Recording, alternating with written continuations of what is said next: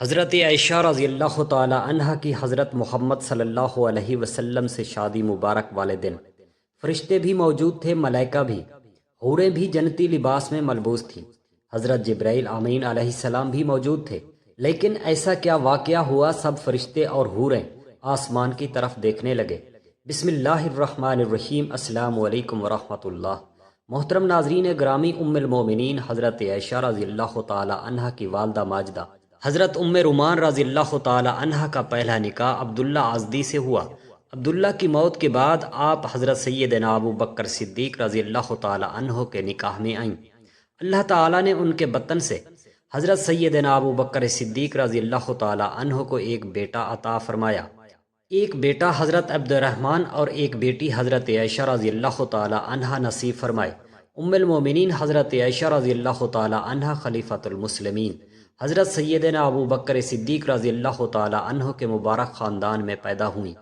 جب نبی کریم صلی اللہ علیہ وسلم حضرت سیدنا ابو بکر صدیق رضی اللہ تعالی عنہ کے گھر میں بنی ہوئی مسجد میں تشریف لاتے اور قرآن پاک کی تلاوت فرماتے تو ام المومنین حضرت عائشہ رضی اللہ تعالی عنہ اس وقت میں موجود رہتی اور وہ قرآن پاک کی حسین و جمیل پر لطف آواز سن کر فیض اٹھاتی۔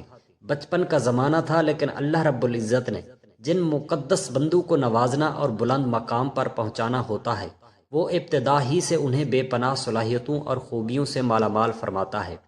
ایک واقعہ حضرت امام محمد بن عبداللہ الخطیب رحمۃ اللہ علیہ اپنی مشکات شریف میں نقل فرماتے ہیں کہ حضرت عائشہ رضی اللہ تعالی عنہ کھیل رہی تھی۔ ان گڑیوں میں ایک گھوڑا بھی تھا جس کے دائیں بائیں دو پر لگے ہوئے تھے۔ نبی کریم صلی اللہ علیہ وسلم کا وہاں سے گزر ہوا تو آپ صلی اللہ علیہ وسلم نے اس بارے میں دریافت فرمایا تو حضرت عائشہ رضی اللہ تعالی عنہ نے جواب دیا کہ یہ گھوڑا ہے۔ آپ صلی اللہ علیہ وسلم نے فرمایا گھوڑوں کے پر تو نہیں ہوتے؟ تو حضرت عائشہ رضی اللہ تعالی عنہ نے فوراً جواب دیا، کیوں، حضرت سلیمان علیہ السلام کے گھوڑوں کے پر تو تھے۔ جب ام المومنین حضرت خدیجہ رضی اللہ تعالی عنہ اس دنیا سے رخصت ہو گئیں تو نبی کریم صلی اللہ علیہ وسلم تھوڑے غمگین رہنے لگے تو حضرت عثمان بن نماز رضی اللہ تعالی عنہ کی بیوی حضرت خولہ بنت حکیم رضی اللہ تعالی عنہ نبی کریم صلی اللہ علیہ وسلم کے پاس آئیں اور عرض کیا، یا رسول اللہ صلی اللہ علیہ وسلم، آپ دوسرا نکاح فرما لیجئے۔ آپ صلی اللہ علیہ وسلم نے فرمایا، کس سے کروں؟ حضرت خولہ رضی اللہ تعالی عنہ نے عرض کیا کہ آپ چاہیں تو بیوہ عورت سے یا کنواری لڑکی سے نکاح کر لیں۔ آپ صلی اللہ علیہ وسلم نے فرمایا، کون کنواری ہے؟ حضرت خولہ رضی اللہ تعالی عنہ نے عرض کیا، بیوہ تو سودا بنت زماں ہیں اور کنواری تو اس شخص کی بیٹی ہے جو ساری کائنات میں آپ کو بہت عزیز ہے، یعنی حضرت عائشہ بنت ابو بکر۔ نبی کریم صلی اللہ علیہ وسلم نے فرمایا کہ بہتر ہے کہ تم عائشہ کے بارے میں بات چیت کرو۔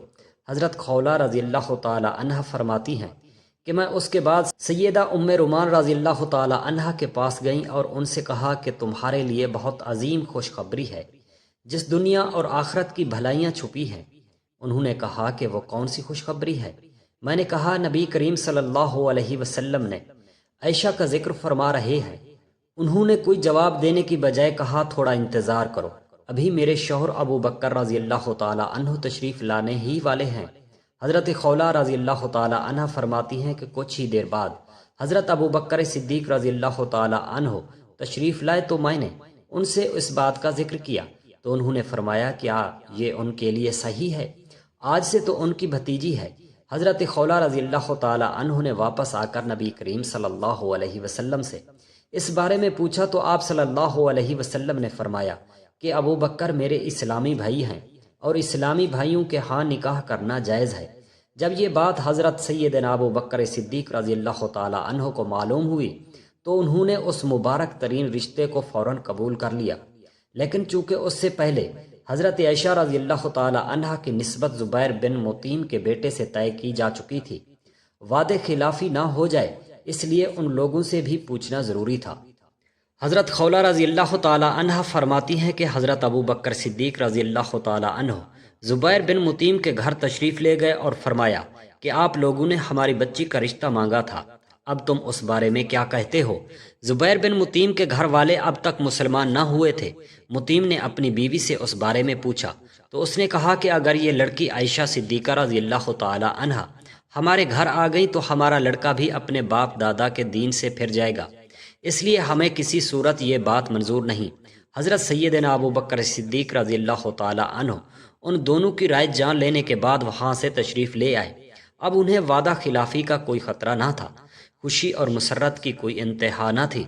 آنے کے بعد حضرت خولہ رضی اللہ تعالی عنہا سے کہ نبی کریم صلی اللہ علیہ وسلم سے جا کر کہو آپ کا پیغام مجھے بسر و چشم قبول ہے، آپ تشریف لے آئیے۔ حضرت سیدنا ابو بکر صدیق رضی اللہ تعالی عنہ کا پیغام سن کر نبی کریم صلی اللہ علیہ وسلم تشریف تو لے آئے تو حضرت ابو بکر صدیق رضی اللہ تعالی عنہ نے حضرت عائشہ رضی اللہ تعالی عنہ سے آپ کا نکاح کر دیا۔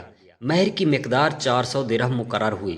ام المومنین حضرت عائشہ رضی اللہ تعالی عنہ جب مکہ مکرمہ سے ہجرت فرما کر مدینہ منورہ تشریف لائیں تو اس وقت آپ نے اپنے رشتہ داروں کے ساتھ بنو حارث کے محلے میں قیام فرمایا۔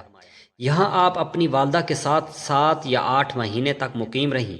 مدینہ منورہ کی آب و ہوا بڑی سخت تھی، جس کی وجہ سے مدینہ منورہ ہجرت کر کے آنے والے اکثر حضرات بیمار ہونے لگے۔ خود حضرت ابو بکر صدیق رضی اللہ تعالی عنہ اور ان کی صاحبزادی حضرت عائشہ صدیقہ رضی اللہ تعالی عنہا بھی بیمار پڑ گئیں۔ حضرت عائشہ رضی اللہ تعالی عنہا جب صحت یاب ہوئیں تو حضرت ابو بکر صدیق رضی اللہ تعالی عنہ نبی کریم صلی اللہ علیہ وسلم کی بارگاہ اقدس میں حاضر ہوئے اور درخواست کی، یا رسول اللہ صلی اللہ علیہ وسلم آپ اپنی بیوی کو اپنے گھر بلوا لیجئے۔ حضرت محمد مصطفیٰ صلی اللہ علیہ وسلم نے ارشاد فرمایا اس وقت میرے پاس مہر ادا کرنے کے لیے رقم نہیں ہے۔ حضرت ابو بکر صدیق رضی اللہ تعالی عنہ نے عرض کی، یا رسول اللہ صلی اللہ علیہ وسلم مہر کی رقم مجھ سے قبول فرما لیجئے۔ چنانچہ نبی کریم صلی اللہ علیہ وسلم نے حضرت ابو بکر صدیق رضی اللہ تعالی عنہ سے قرض لے کر حضرت عائشہ رضی اللہ تعالی عنہ کو دیے۔ چند عورتیں دلہن کو لینے کے لیے حضرت ابو بکر صدیق رضی اللہ تعالی عنہ کے گھر آئیں۔ حضرت ام رومان رضی اللہ تعالی عنہ نے حضرت عائشہ رضی اللہ تعالی عنہ کو آواز دی، وہ اس وقت اپنی سہیلیوں کے ساتھ جھولا جھولنے میں مصروف تھی۔ حضرت عائشہ صدیقہ رضی اللہ تعالی عنہ کی والدہ حضرت ام رومان نے ان کا منہ دھلایا، بال سنوارے اور ان کو اس جگہ لے آئی جہاں انصار کی خواتین بیٹھی ہوئی تھی۔ حضرت عائشہ رضی اللہ تعالی عنہ دلہن بنی ہوئی پہنچی تو مہمانوں نے کہا تمہارا آنا خیر و برکت اور نیک ہے۔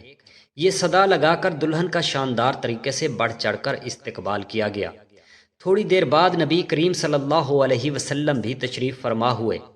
حضرت اسماء بنت یزید رضی اللہ تعالی عنہا جو کہ حضرت عائشہ صدیقہ رضی اللہ تعالی عنہا کی سہیلی تھی، وہ بیان کرتی ہیں کہ اس وقت حضرت عائشہ صدیقہ رضی اللہ تعالی عنہا کے گھر والوں نے نبی کریم صلی اللہ علیہ وسلم جیسے معزز ترین مہمان کی خاطر مدارت کے لیے ایک پیالہ دودھ پیش کیا تھا۔ آپ صلی اللہ علیہ وسلم نے اسے خوش دلی کے ساتھ قبول فرما لیا اور اس میں سے تھوڑا سا دودھ پی کر اسے حضرت عائشہ صدیقہ رضی اللہ تعالی عنہا کی طرف بڑھا دیا۔ چنانچہ انہوں نے حیا کرتے ہوئے پیالہ لے لیا، اس میں سے تھوڑا سا دودھ پی لیا۔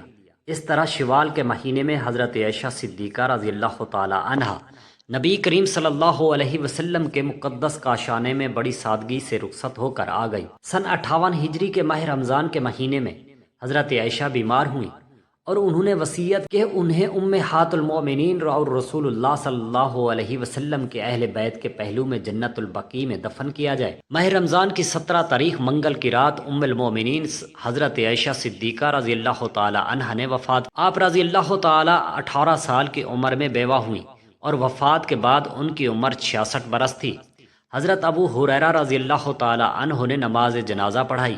جو آپ صلی اللہ علیہ وسلم مدینہ طیبہ میں ہوتے تو روزانہ عصر کے بعد تمام ازواج مطہرات رضی اللہ تعالی عنہا کے پاس تشریف لے جاتے اور ہر ایک کی ضرورت جان کر ان کی تکمیل فرماتے۔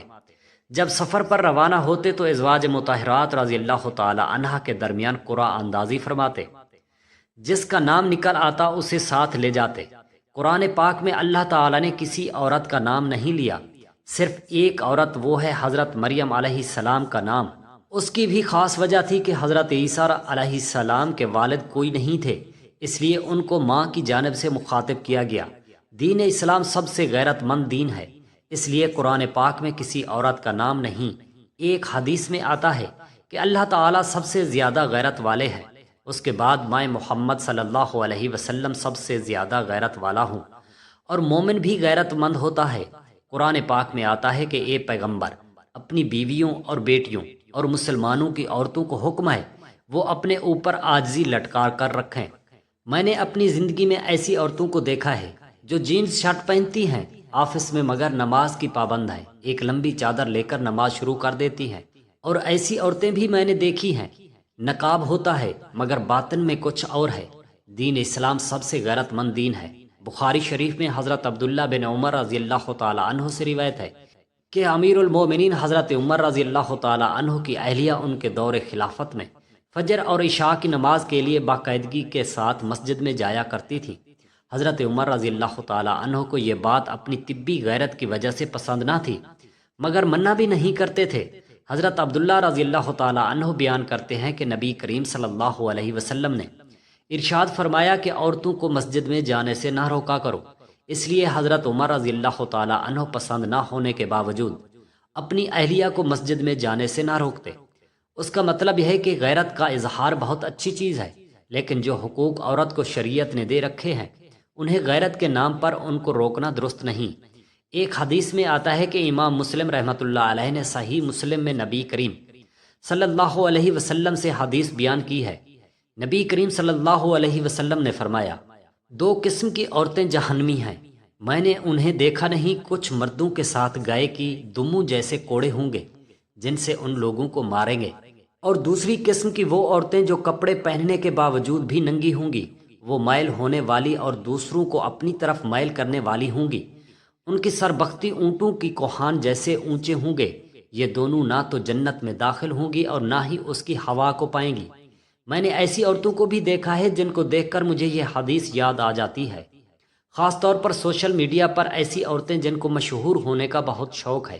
یہ حدیث سنیے، حضرت عبداللہ بن عمر رضی اللہ تعالی عنہ سے روایت ہے کہ رسول اللہ صلی اللہ علیہ وسلم نے فرمایا، جو شخص دنیا میں نمائش اور شہرت کا لباس پہنے گا اسے قیامت کے دن ذلت اور رسوائی کا لباس پہنایا جائے گا، پھر اس میں آگ بھڑکا دے گا۔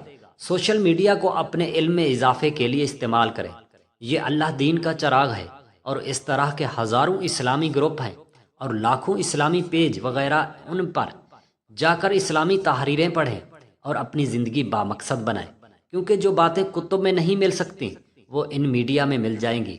ان جگہوں سے کبھی ٹک ٹاک یا کسی بھی جگہ مشہور ہونے کا خیال آئے تو ان حدیثوں کو نہ بھولنا۔ غیرت کا تعلق مرد اور عورت دونوں سے ہے۔ اسلام میں دونوں کا یہ حق مساوی تسلیم کیا جاتا ہے کہ اگر دوسرا فریق ان کے خاص حق میں دوسرے کو شریک کرتا ہے تو اس پر غصے کا اظہار کریں اور احتجاج کریں، حتیٰ کہ کسی مرد کی ایک سے زائد بیویاں ہوں تو ان بیویوں کا یہ حق بھی اسلام میں تسلیم کیا گیا ہے، وہ باہمی معاملات کے توازن میں کوئی فرق محسوس کریں تو اس کا اظہار کریں۔ چنانچہ نسائی کی روایت میں ہے کہ ام المومنین حضرت عائشہ رضی اللہ تعالی عنہا نے ایک بار اپنی باری والے دن تھوڑی دیر کے لیے رسول اللہ صلی اللہ علیہ وسلم کو نہ پایا۔ انہیں خدشہ ہوا کہ آپ صلی اللہ علیہ وسلم کسی اور بیوی کے پاس تو نہیں چلے گئے۔ حضور صلی اللہ علیہ وآلہ وسلم جب واپس آئے تو حضرت عائشہ رضی اللہ تعالی عنہا نے آپ صلی اللہ علیہ وسلم کے سر میں انگلیاں داخل کر کے یہ دیکھا کہ آپ غسل کر کے تو نہیں آئے۔ نبی کریم صلی اللہ علیہ وسلم نے غیرت کو نہ صرف اچھا جذبہ قرار دیا ہے بلکہ اس کا احترام بھی کیا ہے۔ چنانچہ صحیح روایت میں ہے کہ آپ صلی اللہ علیہ وسلم نے خواب میں جنت کی سیر کرتے ہوئے حضرت عمر رضی اللہ تعالی عنہ کا محل دیکھا اور اس میں داخل ہونا چاہا، مگر کونے میں ایک خوبصورت خاتون کو وضو کرتے دیکھ کر روک گئے اور محل کے اندر نہیں گئے۔ اس کی وجہ یہ بیان فرمائی کہ مجھے حضرت عمر رضی اللہ تعالی عنہ کی غیرت کا خیال آ گیا تھا۔ ایسے ماحول میں عصمت و عفت کے ماحول کو قائم رکھنا اور پردہ داری کے تقاضوں کا لحاظ کرنا تھا۔ چنانچہ نسائی کی روایت میں ہے کہ آن حضرت صلی اللہ علیہ وسلم نے فرمایا کہ اس شخص پر جنت حرام کر دی گئی ہے، اور پھر اس کی وضاحت بھی آپ صلی اللہ علیہ وسلم نے خود فرمائی کہ وہ شخص جب گھر والوں میں بے حیائی کی باتیں برداشت کر لے، وجہ تحریر یہ ہے کہ یہ جس حال میں ہوں اپنے من کو صاف رکھیں، کسی کے متعلق بدگمانی نہ کریں، آپ کتنے بھی بڑے عہدے پر ہوں، پر کبھی دین پر انگلی نہ اٹھانا۔ ہمارا دین اس بات کو سخت ناپسند فرماتا ہے اور وہ اس کا بدلہ لے کر رہتا ہے۔ یہ بہت باریک نکتے کی بات ہے، کیونکہ ہمارا دین سب سے غیرت مند ہے۔ اپنے روپے پیسے عہدے کی وجہ سے بعض دفعہ دین پر اعتراض کر دینا تاریخی رواج میں آتا ہے کہ حضرت عثمان رضی اللہ تعالی عنہ سے خلافت سے دستبرداری کا مطالبہ کرنے والے باغی جب انہیں شہید کرنے کے لیے گھر میں داخل ہوئے تو امیر المومنین رضی اللہ تعالی عنہ کی اہلیہ محترمہ حضرت نیلہ رضی اللہ تعالی عنہ نے عربوں کی روایت کے مطابق سر کے بال بکھیر کر حملہ آوروں پر رحم کی دہائی دینا شروع کر دی۔ اس پر حضرت عثمان رضی اللہ تعالی عنہ نے دور سے چلا کر آواز دی کہ اپنی چادر اوڑھ لو، تمہارے سرغنہ میرے لیے ان لوگوں کے حملے سے زیادہ تکلیف دہ ہے۔ اس وقت حضرت عثمان رضی اللہ تعالی عنہ بوڑھے اور ضعیف تھے۔ ابو داؤد کی روایت ہے کہ حضرت صلی اللہ علیہ وسلم ایک بار ام المومنین حضرت عائشہ کے چہرے کا رنگ متغیر ہو گیا تھا، جیسے حضرت عائشہ رضی اللہ تعالی عنہ نے بھانپ لیا اور فوراً وضاحت کی کہ یا رسول اللہ صلی اللہ علیہ وسلم، یہ میرا رضائی بھائی ہے، دعا ہے کہ اللہ تعالی ہمیں نبی کریم صلی اللہ علیہ وسلم کے طریقوں پر چلنے کی توفیق عطا فرمائے اور ہمارے فلسطینی مسلمان بہن بھائیوں کو اللہ تعالیٰ اپنے حفظ و امان میں رکھے اور اپنی علیحدہ سلطنت نصیب عطا فرمائے، آمین یا رب العالمین۔ جزاک اللہ خیرا کثیرا۔